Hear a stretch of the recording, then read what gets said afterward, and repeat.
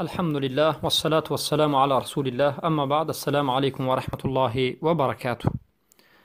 برادر، در مسئله اشاره سبابه سوال نموده اند. اشاره سبابه کردن در نماز البته این سنت مؤکده رسول اکرم صلی الله علیه و سلم است و حدیثی صحیح در این مسئله ثابت شده است که رسول اکرم صلی الله علیه و سلم اشاره سبابه میکردند و حدیث از ابن عمر، ابن عباس و غیره از صحابه زیاد ثابت شده است.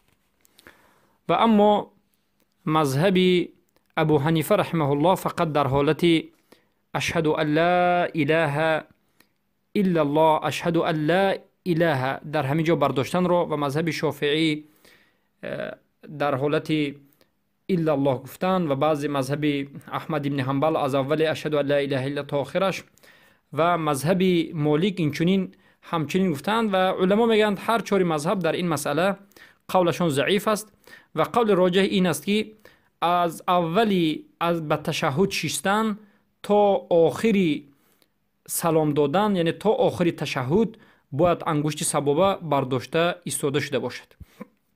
و البته یعنی وقتی که انسان به رکعت دوم میشیند، وقتی که نشست باید انگشتش بردار باشد، و وقتی که به رکعت چهارم میشیند باید اشاره سبابه بردار باشد و تا آخری نماز و تا سلام دادنش راست بیستد. و البته حرکت کردنش هم وجود دارد، چلی که حدیث وارد شده است ولی ابن حجر روایت میکنند که کان النبی صلی الله علیه وسلم اذا دعا یشیر بسبابته، رسول اکرم صلی الله علیه و وقتی که دعا میکردند به این اشاره سبابه، یعنی به این انگشت سبابشون اشاره میکردند. این دلالت میکند که وقتی که انسان به التحیات شیست، انگشت سبابه خود را از اول تا آخر میبردارد، اما آیا همیشه از اول تا آخر می جنباند یا که نمی جنباند و جنباندنش چی طور است؟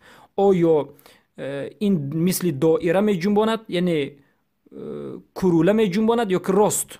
البته پست و بلند میکند. و اما جنباندن به نهایت خفی است، به نهایت یعنی آهسته است، نه جنباندن سخت، جنباندن آهسته که البته به نهایت با احتیاط.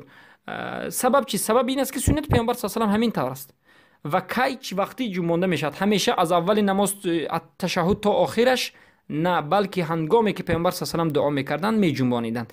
یعنی وقتی که به تشهد شیستید انگشت اشاره خود را میبردارید، این سه لیلک خود را که بعد از اشاره آمده است از لیلک مبین بعد از و لیلک آخر را جمع میکنید، مشت میکنید و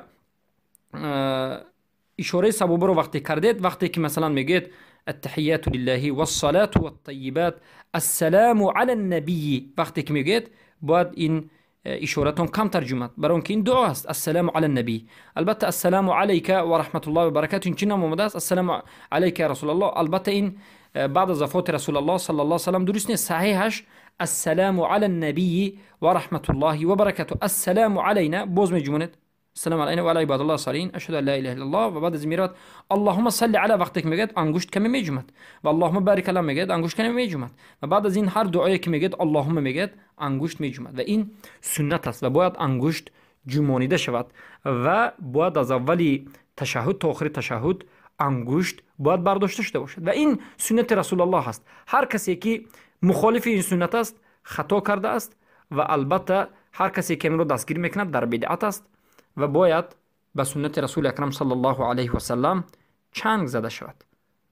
السلام علیکم و رحمت الله و برکاته.